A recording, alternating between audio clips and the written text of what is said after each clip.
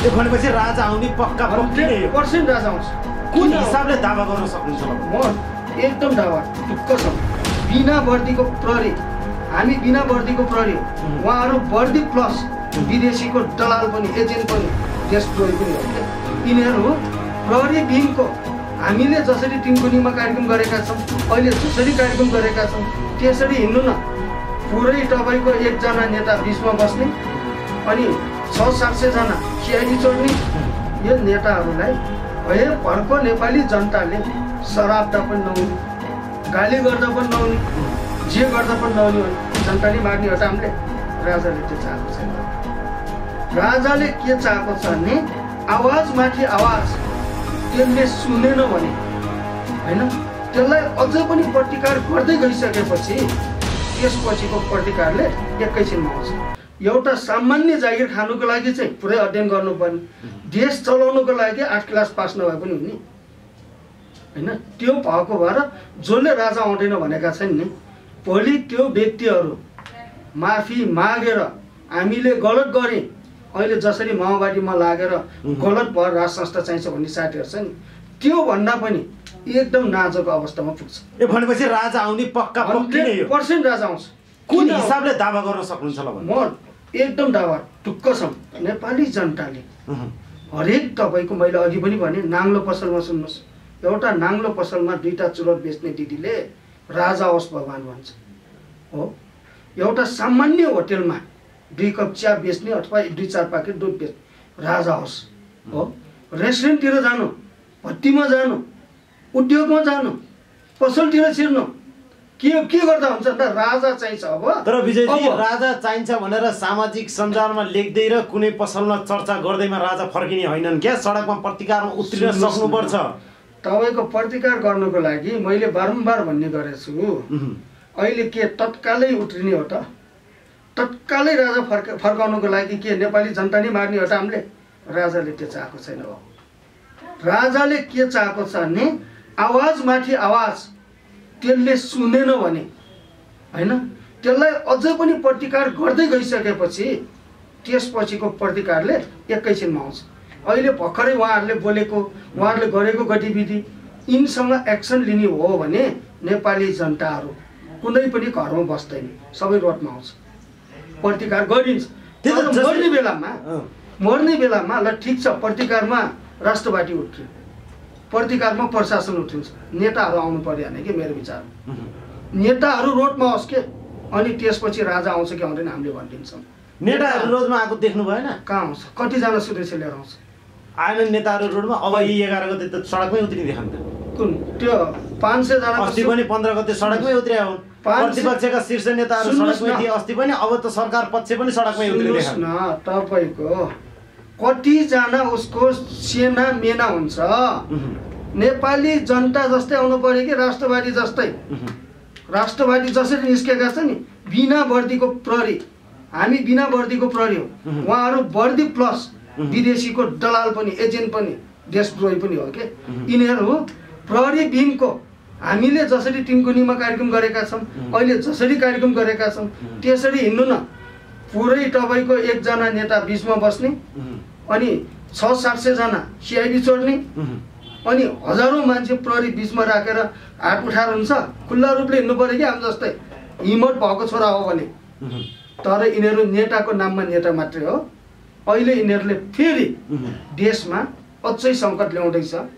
यस्तै अवस्था भयो भनेदेखि कुनै न कुनै देशले नाकाबन्दी लाउने समय पनि आउनु खोजेको छ।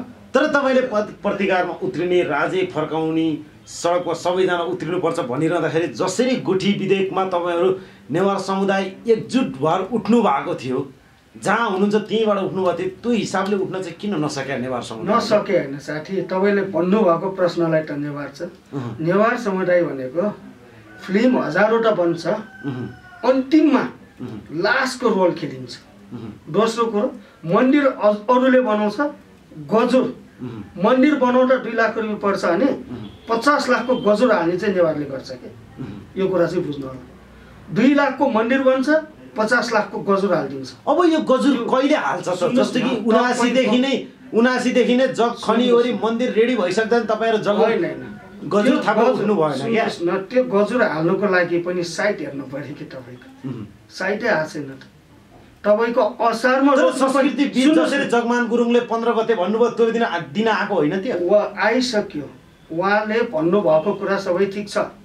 राजा त अहिले काठमाडौँ छ नि, राजा कहाँ गएको छ र? राजा हुने राजा नारायण हिटी मात्रै आउनु बाँकी हो क्या। नारायण हिटी र निर्वाल निवास कति फरक छ? डिस्टेन्स कति छ? 3 किलोमिटर।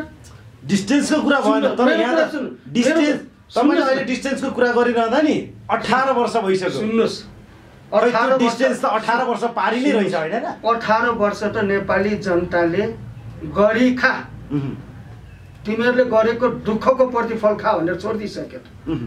बल्ल 2 वर्ष त भयो नि नेपाली जनताले बुझेको राष्ट्रघाटी हो, देश सिद्धियो, देश नरहने भनेर बुझेको 2 वर्ष होइन। यिनीहरूले 2007 सालदेखि पैसा तिर्छ, 56 वर्ष दुःख गरेका छन्। हामी भर्खर 2 वर्षमा जाँदैछ। 2 वर्षको माहौल हेर्नु। आजसम्म राष्ट्रवादीहरूले एमाले काङ्ग्रेस माओवादीले जस्तो मान्छे बेपट्टा बनाएको छ गणतन्त्रवादीहरूलाई? के मान्छे मारेको छ? के कसैलाई चुनाएको छ? कसैलाई फाँसी दिएको छ? हामी गर्दैनौँ। यिनीहरू जस्तो हिंसा गर्ने हो भने तपाईँलाई मैले बारम्बार भन्ने गरेका छन्, यदि हिंसाबाट जाने हो भनेदेखि 1 दिनभन्दा 2 दिन जाँदैन। यी नेताहरूले हेलिकप्टर चलाउने पैसा कहाँबाट आयो? नेपाली जनता फोकै छ। हेलिकप्टर चढेर उद्घाटन गर्न गएका छन्, जुत्ता खाएका छन्, ढुङ्गा खाएर टोयलेटमा ठुलो परेका छन्। शेरबहादुर उपचार गर्ने पैसा कहाँबाट आयो? केपी हिजो पाटनमा बस्न आउँदाखेरि मैले भने हात्ती छाप चप्पल पनि थिएन, सुरुवाल त टालेको थियो हजुरको, टालेको। 55 स्थिति त्यही थियो। एउटा बङ्गलामुखी बसेको, एउटा पिराछिमा बसेको। त्यो बिर्सिसके कि यिनीहरूले एउटा जन्म दिने आमा बाउ पनि बिर्से, कर्म दिने आमा बाउ पनि बिर्से कि यिनीहरूले दुइटै बिर्सिसके। अब यिनीहरू मात्र के भन्दा सट्टाको म र विदेशीको रिमर। हेलो हाँ कर्ची, हाँ होची, हाँ कर्ची कर्ची, बस। अनि अमेरिकाबाट आइँ गरिदिन्छ, त्यसको जवाफ छैन। त्यो भएर उहाँहरू रिमोट हो र उहाँहरूले जन्म दिने आमा बाउ पनि बिर्स्यो। कर्म नेपाली जनता कसरी बुझ्छ त? अब एउटाको त सन्तानै नभएको कुरै नगरौँ। अब एउटाको भएर पनि गुमाइसक्यो। अब एउटाको एउटा छ, नेपालमा छैन। त्यो पनि र्याल भएको थाहा पाउँदैन होइन। उपचार उसैको छोराले बाउलाई उपचार गर्न गएन किन? कति पीडा होला छोरालाई पनि। एउटा बिजनेसम्यान छोरा त जन्माएको, तर बिजनेसम्यान कहाँबाट ल्याएर बनायो कि? त्यत्रो पैसा कहाँबाट आयो? खर्बौँ पैसा कहाँबाट आयो? त्यो पैसा यिनीहरूको दिमाग भइदिएको भए मान्छेको गिधी हो भने पशुको गिधी जस्तो लाग्छ कि मलाई, गोबर भरेको। र गाईको गोबर भयो भने त लिप्नु मिल्थ्यो होइन। गाईको गोबर होइन, के को गोबर पऱ्यो थाहा छैन गिधीमा। त्यो गोबरको कारणले यिनीहरूले नेपाली जनता चिन्न सकेन। नेपाली जनता भनेको आफू प्रधानमन्त्री भइसकेपछि 3.25 करोड जनताको बाउ म हो। नेपाली जनतालाई मैले यसरी मिलाउनु पर्छ नि, गोबर भरेको दिमागले चाल पाएन। यिनीहरूको के छ भने पालो पालो प्रधानमन्त्री खाने, पालो पालो होइन। त्योभन्दा अरू केही छ त? त्यो पालो पालो प्रधानमन्त्री खाने कुरा त रोइरह्यो, चलि पनि रह्यो। अब पनि अब शेरबहादुर देउवाजी कुराइमै हुनुहुन्छ। अब एकातर्फ फेरि अब राजै 15 गते फर्किने भन्ने कुरा छ, अनि एकातर्फ युवाहरूले अब 22-23 गतेबाट चाहिँ हामी पनि प्रतिकारमै उत्रिनुपर्छ भन्ने अवस्था पनि छ एकदम। अब यो माहौल कतिको देख्नुहुन्छ? प्रतिकारमा उत्रिने अवस्था रहन्छ रहँदैन, अथवा 15 गते राजा स्थापना हुने कतिको छ? यहाँ सुन्नुहोस्, तपाईँको राजा हुने राजा राजै छ, राजा सबैको साझा, तर नेताहरू जनताको साझा भएन। नेताहरू विदेशीको एजेन्ट र देशद्रोही भए। राजा सबैको साझा भएछ नि अहिले पनि। राजाले कति मजाले नेपाली जनता यति उठ्दाखेरि सर्लक्क जनताको नासो जनतालाई भनेर हाँसी हाँसी छोड्नु भयो हो। हाँसी हाँसी छोडे हामीले देख्यो नि, आज पनि देखाइरहेछ। यो नेताहरूलाई भए भर्को नेपाली जनताले शराब्दा पनि नहुने, गाली गर्दा पनि नहुने, जे गर्दा पनि नहुने भने नैतिकहीन मान्छेहरू यस्तै हुन्छ। एउटा कुरा तपाईँले कुनै पनि मान्छे बिजनेस गरेर डुबिसकेपछि उसले जे पनि गरिदिन्छ कि यिनीहरू जनताबाट विचलित भयो, जनताबाट केही पाएन।